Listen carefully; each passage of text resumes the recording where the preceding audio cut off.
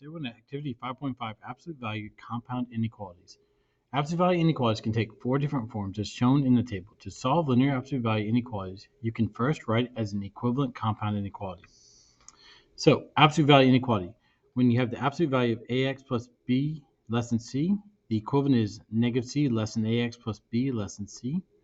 When the absolute value of ax plus b is less than or equal to c, the equivalent is negative c less than or equal to ax plus b less than or equal to c. When absolute value of ax plus b is greater than c, the equivalent is ax plus b less than negative c, or ax plus b greater than c.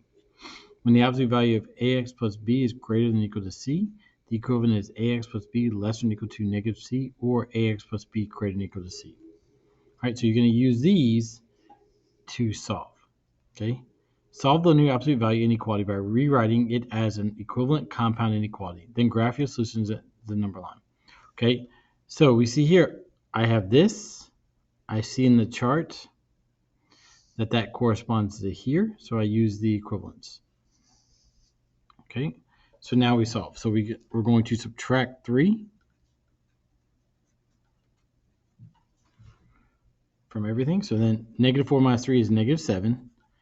Less than this becomes 0, x less than 1. Now, there's no line underneath, so there's an open circle at negative 7, and there's an open circle at 1. Since x is in the middle, we shade in the middle.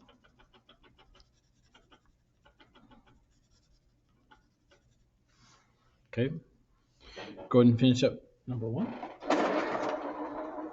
All right, let's take a look at number 2. Now, this one is, notice that the 6 is on here, but we need it on this side. Okay, so we move the 6, and we rewrite this with the 6 on this side. Okay, so these are the same thing. So now we have this. I have this, so the equivalence is this. So now I use that. Okay, so now it's solved. So I add 4 to both sides.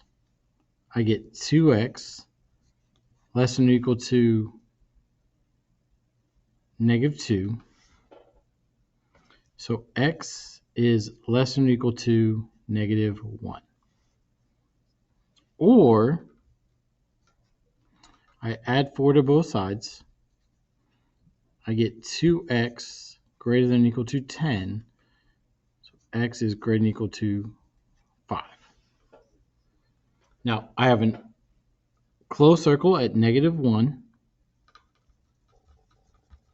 And as long as x is on the left, this tells me like an arrow, I'm shading to the left. Okay.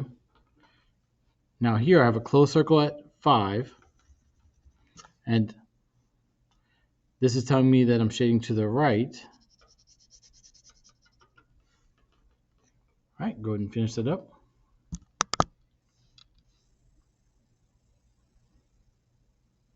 All right, let's take a look at the next page.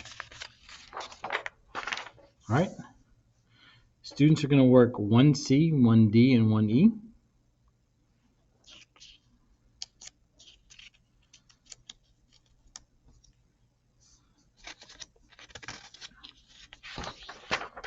All right.